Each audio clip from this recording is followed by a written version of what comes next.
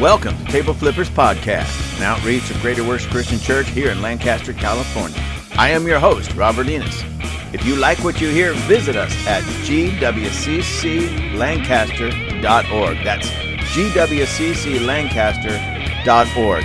Find the Table Flippers link, click on it, and you'll get to our merchandise. Now, get ready for a huge dose of truth and a huge dose of common sense. This is going to be good. Woo! Hello, ladies and gentlemen. We're back for another exciting episode. Well, I'm going to be honest with you. I don't know if today is going to be extremely exciting. I don't mean to sound like I'm throwing a wrench into it or, a cup of cold water on your warm fire or whatever the phrase or however it goes. But I want to talk to you about, I want to read a somewhat lengthy article to you from... where is this from now? The Epoch Times. Yes, the Epoch Times. And this article is about transgenderism, and it's really an interesting article. It's a little bit long. I really was wondering, should I or should I not? Because to just read a portion of it doesn't do it justice. However, the whole thing's a little lengthy, not super long, but longer than I like to read, only because I also like to give my critique. So if I give too much critique and read the whole thing, we're going to be here for quite a while, and I don't want to do that to my lovely listeners because, well, you are that important to me that I know you have a life to live, you have a world to take hold of, you have things to do, and I don't want to keep you from taking on the world. But at the same time, there's some certain things that I feel is important. So before I read this article or get into it, let me say something about the whole transgender ideology, that whole community, the transgender people, what they're facing. My heart goes out to them. Everybody knows by now, if you know anything about me, you know that I feel this is not normal. This is not healthy. As a matter of fact, a man that thinks he's a woman or a woman that thinks he's a man or, this non-binary, all the way even to the point of some people now are wanting to identify as cats, of all things. Cats, grown men in their 40s wanting to identify as like a 4 or 5-year-old little girl and dress that way, or this Dylan Mulvaney who even went so far as to have some type of, at least from what I was told, some facial surgeries to look more feminine. If you cannot see that this is a mental illness, then honestly, whether you identify as transgender or not, if you cannot understand and see that this actually is a mental illness, then in my opinion, you may be dealing with a mental illness all to itself, because anybody in their right mind can look at this and say, that's not right. So if you do not have the ability to look at something that's so off and so wrong and so unnatural and not see that it's wrong and not see that it's unnatural, then again, you just may be dealing with a mental illness all yourself, or just it could be something as simple as just simple ignorance. But either way, it's a dangerous place to be, because that level of ignorance or that level of mental illness can truly harm other people. And in this case, those dealing with this transgender ideology, this transgender mentality. I saw a meme recently that said something to the extent of, we are expected to accept transgender people for who they are, even though they cannot accept who they are. And when I read that, I said, that's it. It's true. They demand that we accept who they are. Meaning, if there's a man that wants to wear a dress and act like a woman, think he's a woman, we're supposed to accept that as normal. Yet they can't accept that they are, in fact, men. Or women that want to act and dress like men, they want us to accept them for who they are, but they can't accept themselves for who they are. And that, ladies and gentlemen, is a sign, and not a subtle sign, of mental illness. You accept me for who I am. I'm a cat. You're not a cat. You're a human being. How dare you? I'm going to cough a hairball on you. I mean, it's that silly, ladies and gentlemen. When you find these videos of men going off on people in stores and in different businesses and such. You will call me ma'am. Well, okay, yes, sir. No, I said ma'am. I am a woman. And it's clearly some dude standing in front of you. And I just had fun with trying to make my voice sound a little feminine, but most of them can't even do that. You will call me ma'am. How dare you? I am a woman. Not a man, I am a ma'am. Okay, yes, sir. No, I said ma'am. You shall address me as ma'am. Deep voice, Adam's apple flaring out. You know, clearly nothing feminine about them except the lipstick that they painted on. They didn't even have enough nerve to shave, and then they want everybody to treat them like a woman. Well, I'm sorry, I don't play in other people's fantasies like that. But nonetheless, I want to read this. And again, one of the reasons why I deal with this is really two reasons. Number one, it's just being forced on us, and it's out there absolutely everywhere. For you beer drinkers, you know this, Bud Light. For you Nike sports bra wearers, which should be women, you know, now they have Dylan Mulvaney prancing around in a sports bra, Nike does, trying to sell to women sports bras modeled by a man. Doesn't make sense. Tampax, tampons, that only true biological females will ever use or ever need. Again, Dylan Mulvaney, a man, is their spokesperson, their model, whatever you want to call them. And it's really getting that strange, that weird. They're forcing or coming to that place where they're wanting to force our children to be taught from transgender people, and they are in the public schools, libraries reading to them, all of these things that are sick perversions. And, what are you going to do? Well, we have to start fighting back. And when I say fighting back, I'm not talking about physical violence towards the transgender people, but that whole ideology that's being forced upon us, where we're being forced to accept it as normal when it's not. It's clearly not. Anyways, let me read this. It says, and this is again from the Epoch Times, in depth, experts link transgender ideology to elevated risk of violent radicalization. Ideology creates paranoid mindset that can lead people to blame others and society for their problems.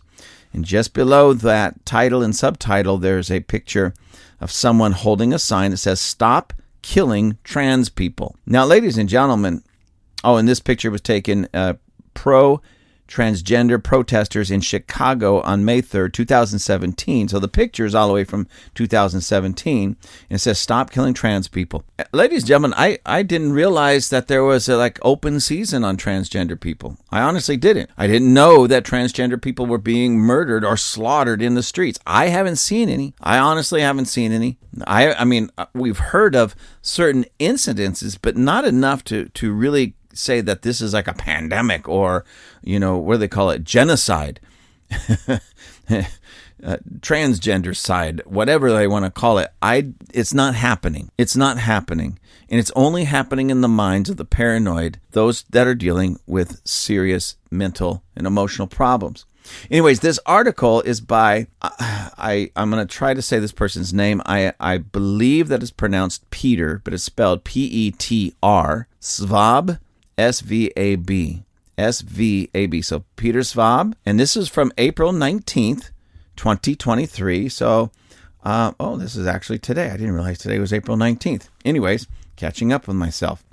So again, this is a little bit long. I'm going to try to read it a little bit quick, but clear enough so that you understand it and you get it. And I'm probably not going to interject too much into it myself, my opinions, because of the length of this. But I believe that it's important enough for all of us to understand not only what this article says, but really what's behind it, the truth behind it. It says, ideology currently permeating the political movement around gender and transgenderism drives its adherents into psychological corners and makes them susceptible to radicalization, according to several experts on radical movements and religious extremism. I know I wouldn't give my opinion too much.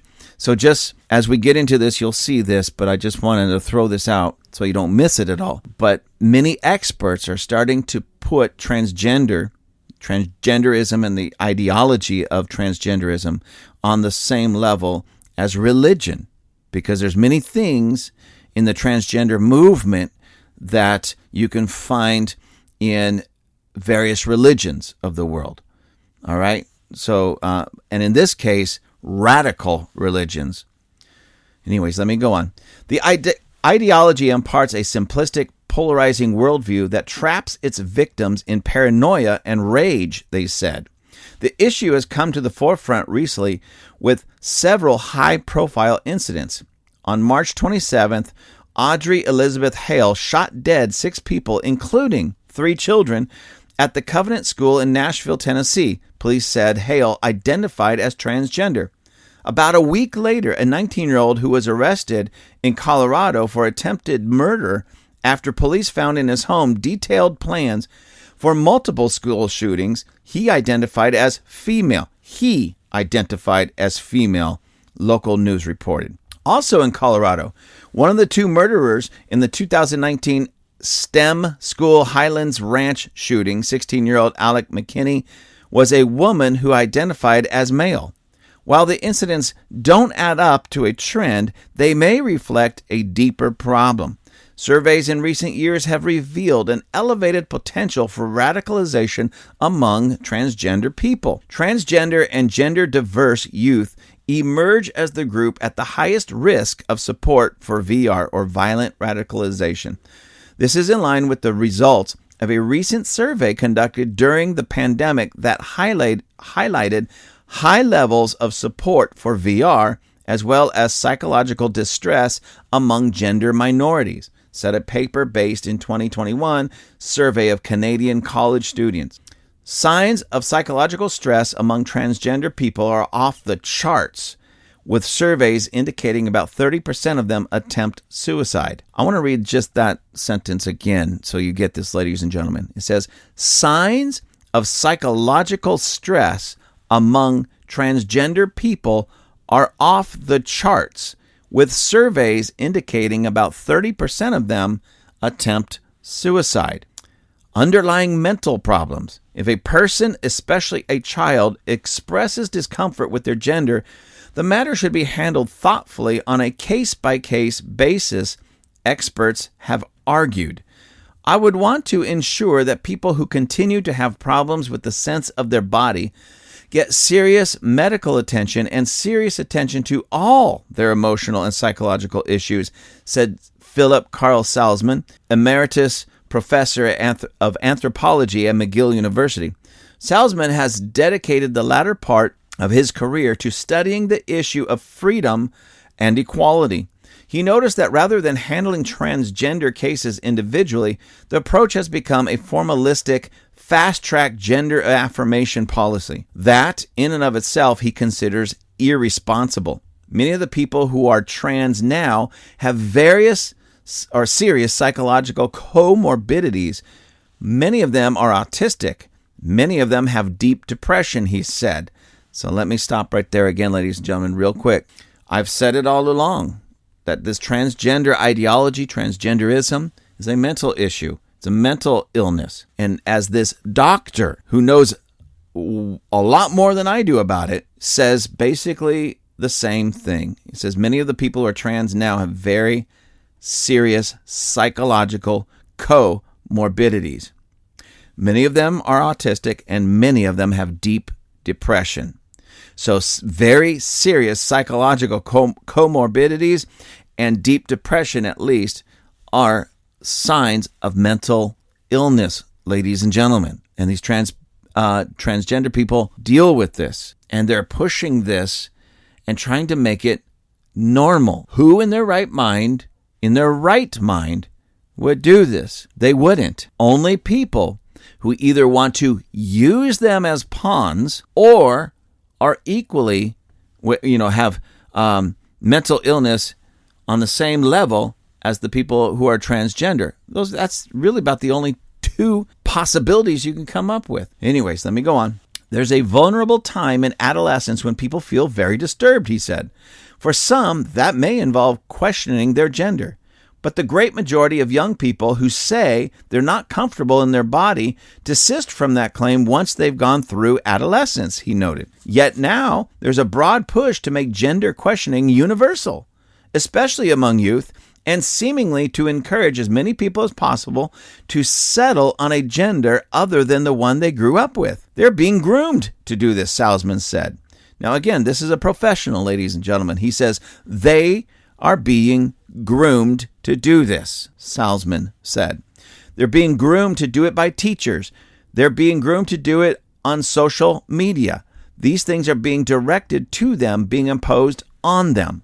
This push has emerged as a consequence of mixing a legitimate medical condition of gender dysphoria, extreme discomfort with one's innate sex, with a radical political narrative he and others have observed. Us versus them.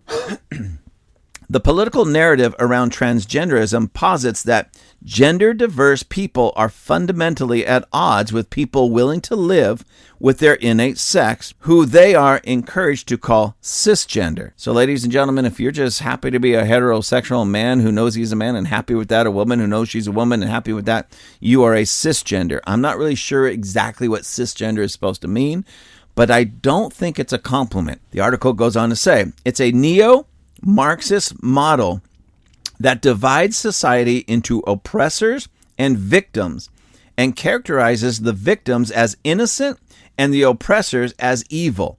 So people who identify as victims feel justified in hating the category of people who are alleged to be their oppressors, Salzman said.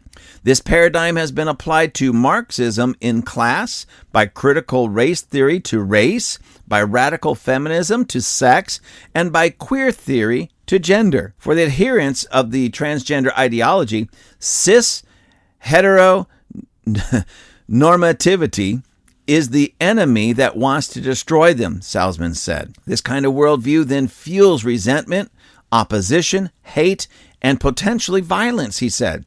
It's a paranoid forgive me, ladies and gentlemen, let me start that one again. It's a paranoid mindset in the sense that all of your troubles are the result of what other people do to you. So my problems are not my problems. They are problems that have been foisted on me. Many parents struggle with their children's self-declared gender change, have reported their children speaking dismissively or resentfully about cis people as a group, especially when talking to their transgender friends. In general, cisgendered people are considered evil and unsupportive, regardless of their actual views on the topic. To be heterosexual, comfortable with the gender you were assigned at birth, and non-minority places you in the most evil of categories with this group of friends. Statement of opinions by the evil cisgendered population are considered phobic and discriminatory and are generally discounted as unenlightened, one parent said, according to a 2018 study. The ideology prevents its followers from living a balanced way of life, according to Janice Fiamengo, a retired English professor at the University of Ottawa, an expert on radical gender ideologies in the feminist realm. I think the main issue is the resentment that victim ideology inevitably produces. Victim ideology is grounded in the belief that one's group is uniquely victimized and that no one else suffers in the manner in which the victims does, she told the Epoch Times via email. In this, it rejects the wisdom of most world philosophies and religions, which understand that suffering is part of the human condition and that accepting suffering is necessary for wholeness and health. Precursors to violence. The oppressor-oppressed dynamic is one of 4 precursors to political violence that has many times ravaged various corners of the world over the past 100 years. under the masthead of the isomers of equity, according to filmmaker Kurt J. Mungal, hopefully I said that correctly, who exhaustively documented the phenomenon in his documentary Better Left Unsaid. Another precursor is the claim that evidence of oppression is the inequality between groups, the documentary says.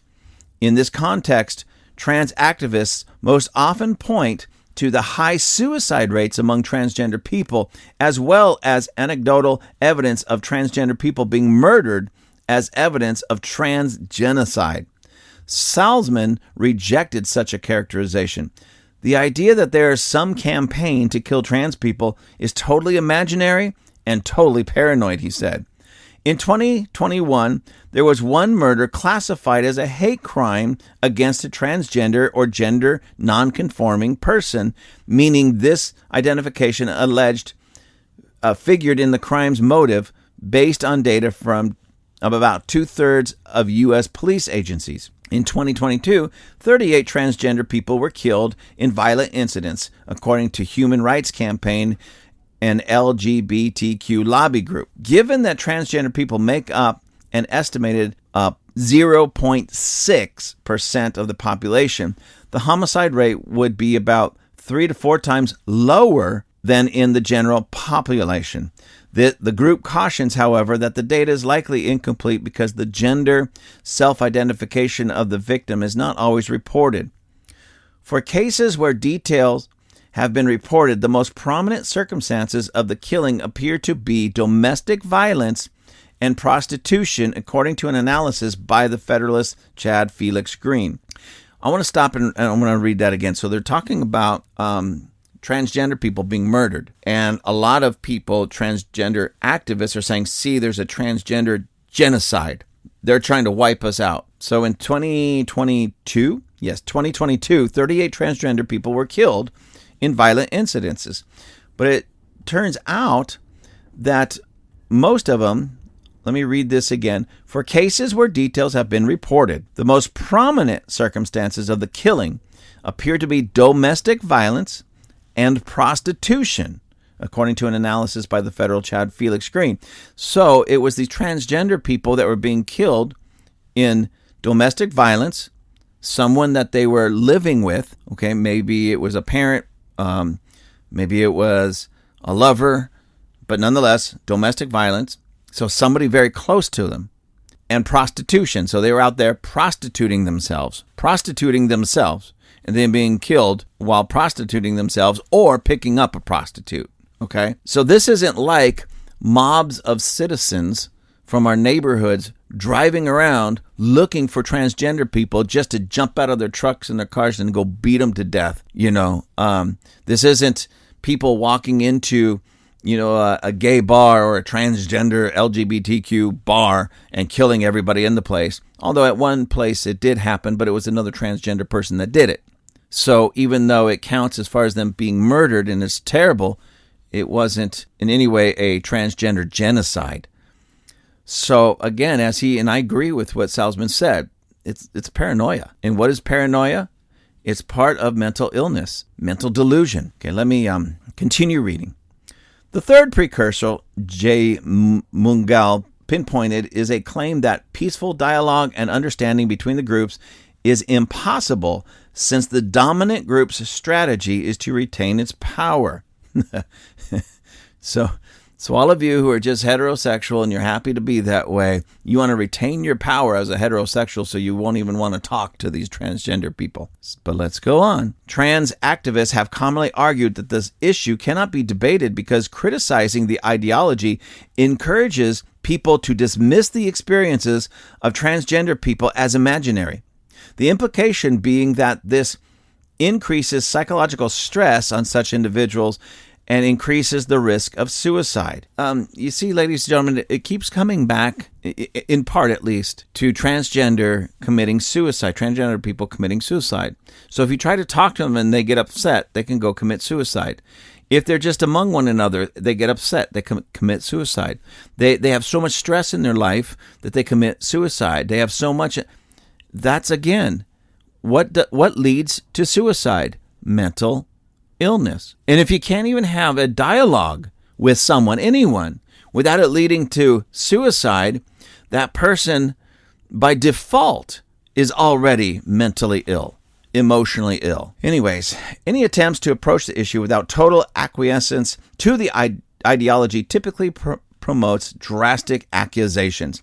Disagreeing is hate speech, and hate is equivalent to violence, Salzman summarized. The final precursor, J. Mungal, identified as a call for violence. Journalist Andy it's NGO, Andy Go, has documented a number of examples of trans activists engaging in threatening or advocating for violence in just the past 2 weeks. While sporadic so far, such acts of violence seem to trace a broader ideological milieu. Thomas York, who holds a doctorate in religious studies and previously lectured on religion, violence, and ethics at the University of Toronto, has noticed radicalization in the trans community bears similarities to Islamist radicalization. Though not religious per se, the trans ideology fits the functional definition of religion, meaning it serves the social function or the psychological function of a religion for its followers, York told the Epoch Times. It does perform a lot of the same functions. It has rituals, it has a community, it has its own sense of good and evil, its own morality. Moreover, it shares the same characteristics of the radical movements of religious traditions that bring about religious violence, he said. After dialogue has been abandoned as a solution, violence is the next logical step. It's either they feel it's going to take too long or not going to work, that things are so wrong that there has to be this purge of the old world order, a violent purge, he explained. The violence is then framed as an act of self-sacrifice. They view themselves as martyrs, that they're defending a marginalized community that they feel is under attack, he said. Still, the individual usually needs to feel the violence would accomplish something, even meet with approval. They don't arise out of a vacuum. They are encouraged by a lot of people who themselves would never engage in violence, he said. The community might publicly disavow the violence, but privately condone it or sympathize with it. Most Muslims don't agree with suicide bombers, but there is a large enough contingent within Islam that does believe that it encourages the suicide bombers to take action. They are actually venerated by numerous people in their community, and that's why it encourages them to do it, he explained. The terrorist act itself then doesn't need to accomplish much in and of itself, but rather purge the perceived evil symbolically. They can't eradicate the entire old world order by themselves, so they do it through this great symbolic gesture that they know is going to get attention, he said. Attention is at the heart of transgenderism, ladies and gentlemen. This desperate feel and need to be heard and understood and get the attention of the people and be accepted. And so it's like the little kid who acts out just to get attention. The problem is these are not little children necessarily just acting out like throwing a tantrum in a store or raising their voice or breaking a window and then standing there in the hopes that they get caught. These are people that, as we have seen in the not-so-distant past, will go out, buy a whole bunch of weapons, march into a school, and start shooting people up, or march into a bar and start shooting people up. Anyways, let me continue this. I'm almost finished. It says, way out. Leaving a radical movement tends to be a painful experience, York said, speaking from a personal experience of being a radical animal rights and environmental activist in his youth. It brings a kind of feeling of euphoria to you to be part of a movement. You lose your identity in it and you become part of this group and you feel empowered by it, he said. So it's a euphoric feeling and you feel very, very committed to it. But then you're also at the same time afraid that if you don't conform or you say suddenly the wrong thing, you'll be excommunicated or purged by other people. That can put a lot of pressure on the members, especially those who don't have much of a life outside of the movement. You feel almost suicidal because you feel like you've lost your entire reason for being, York said. So the fear of doing that makes them conform more to this narrowing of the ideology, and some of them become super activists who see their role as taking it to the next level and sort of outdoing the others and being the leaders. In his experience, since members get to depend on the movement for a sense of purpose and belonging, they won't let go of it easily. I think the only way they can get out of it is to sort of suffer what has been called existential disappointment, he says. Your heart is broken by what you perceive as the irreparable failures of the movement, and that you can't fix it anymore, or you're purged from it, maybe. That was his experience. He still believed in animal rights and environmental causes, but could no longer identify with the activism. He was particularly turned off by people bringing Marxist ideas into the movement, he said. I don't really think they belonged to those movements, but I was alone in that. In the end, he felt he had to leave. It's as serious as very committed relationship breaking apart, but you get over it. He said, just like a heartbreak, it repairs in time. It's actually normal for young people to pursue a controversial cause. When you're a teenager, you rebel and you adopt this alien identity that eventually you grow out of. It's called individuation, York said, referring to the term used by psychologist Carl Jung. The problem with taking up the transgender cause for this purpose is that it can leave lifelong consequences.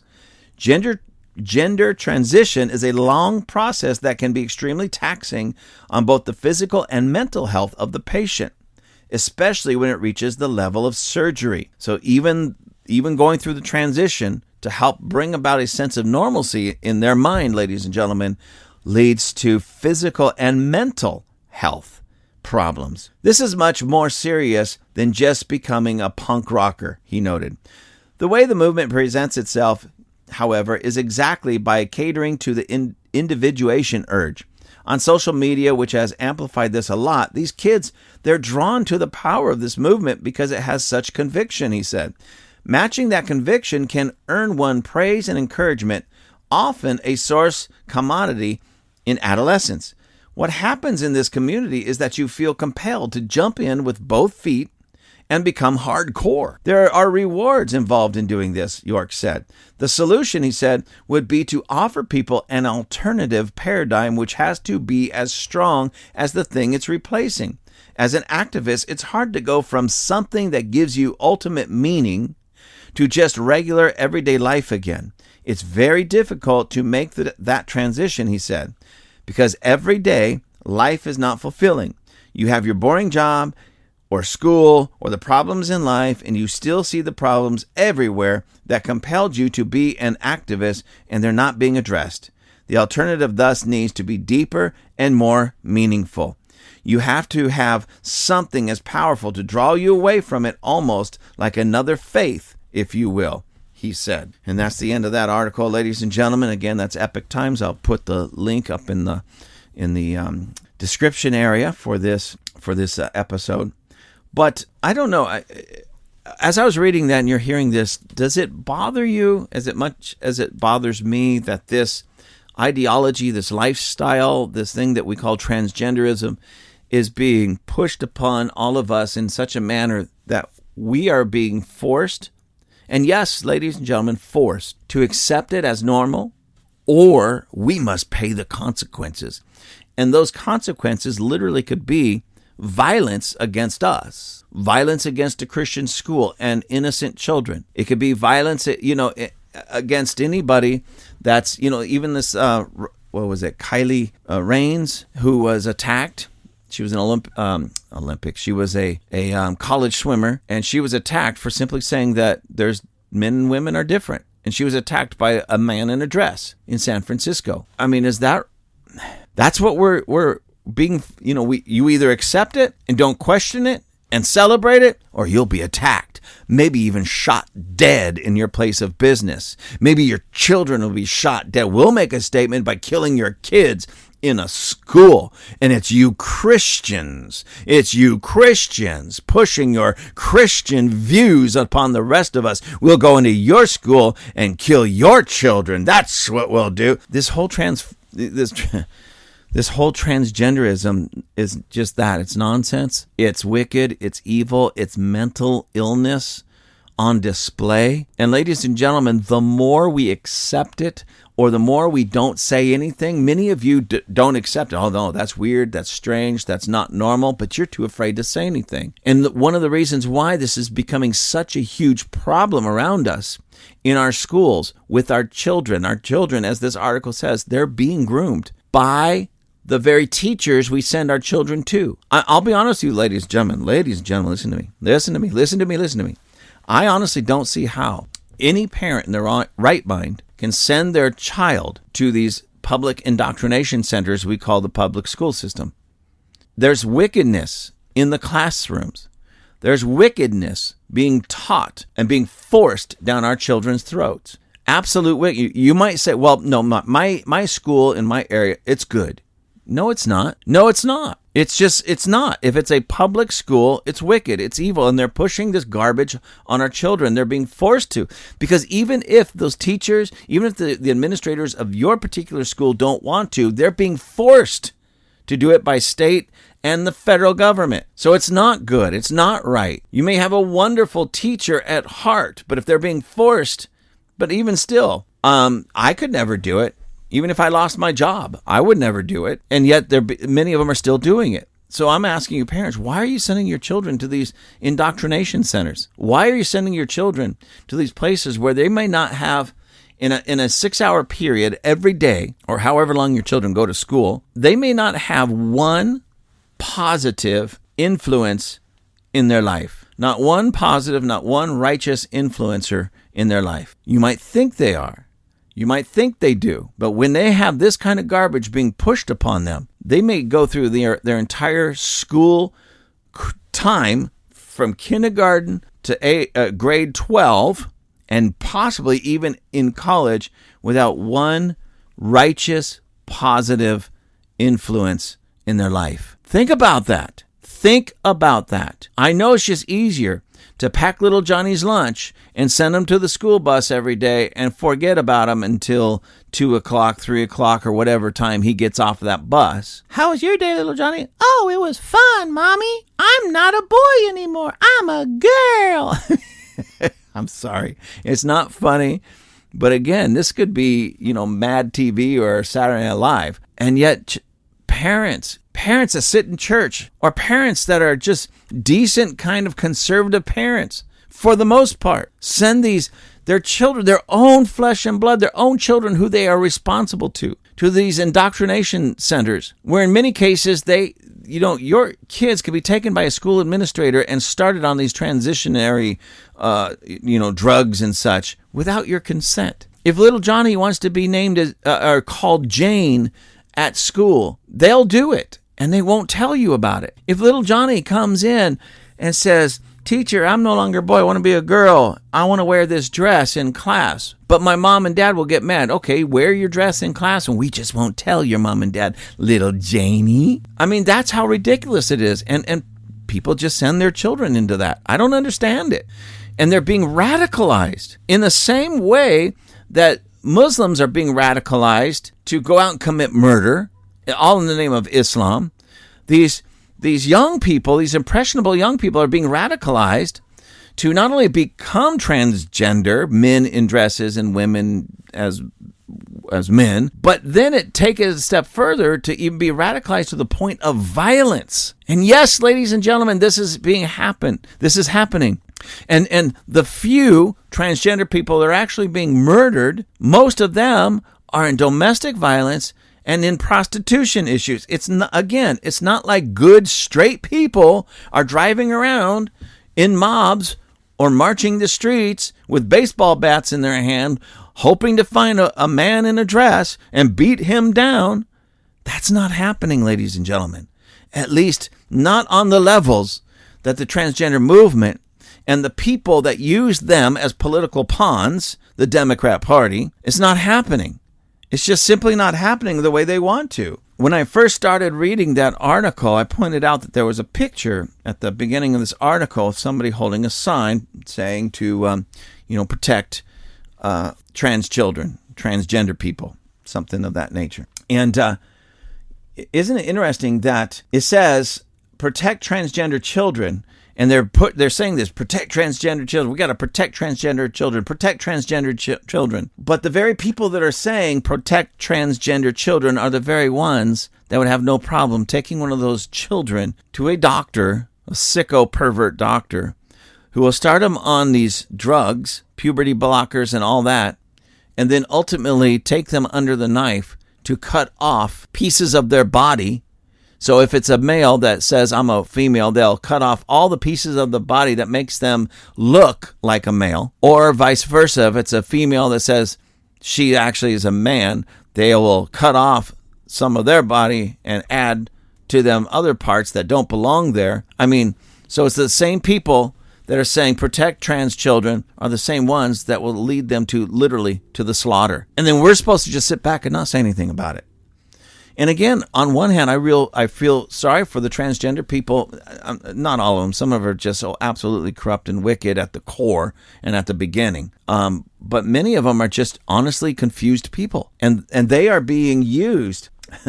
They are being used as political pawns by people, the liberal left. Well, the Democrat Party. Who's championing their cause? The Democrats. They don't care about them. They absolutely don't care about them one bit, other than the fact that they can help them secure their power and further their overall agenda, which is control. That's all the Democrats really care about.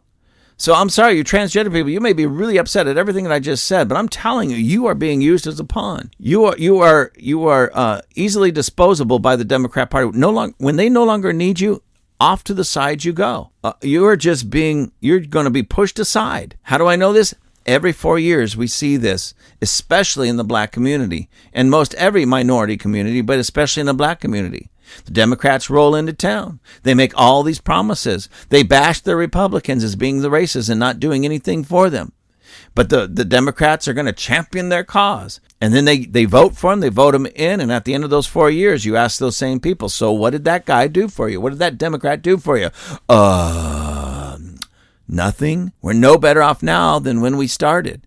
Right. How long has the Democrat Party been championing the homosexual movement and the transgender movement? Well, for quite a while now. What have you got?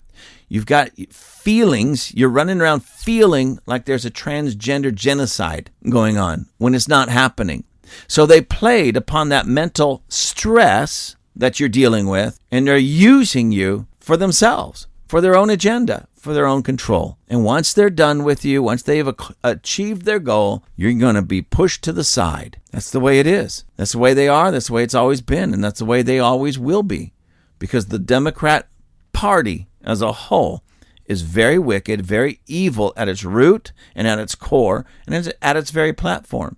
So of course they're going to use you. They're going to use you until they no longer need you. So, ladies and gentlemen, we need to let our voices be heard. We need to stand up in compassion for the transgender people suffering, because they truly are suffering, whether they want to admit to it or not. But at the same time, we got to stand firm against this nonsense being pushed on us, and we have to stop even acting like we're going to accept it as normal, because it's not normal. It's a sickness. It's an illness that literally is turning these confused young people into murderers. And I, for one, don't want to be responsible for that on any level. And if keeping my voice and my mouth shut is going to help them, then I'm going to be loud, and I'm going to say it loud, and I'm going to keep talking about it, because I want to help them come out of it, but I want to help everybody else understand the evil behind it, so we're not caught off guard. We don't get caught up in it, and no more people are shot and killed by these radicalized, confused young people. So I'm going to ask you this. I want to challenge you. Let your voice be heard. Stand up for righteousness. Stand up for what is right. Stand up for what has worked for thousands upon thousands upon thousands of years. And every time the other is tried, it has failed. Just think and always remember Sodom and Gomorrah. You got that right. Thank you for joining us at Table Flippers. I truly appreciate you. You can write me at gwccrobert@gmail.com. That's gwccrobert@gmail.com. Please let me know how I'm doing. Remember to pick up some of our merchandise. You can find the link at gwcclancaster.org. That's gwcclancaster.org. Until next time, be continually blessed.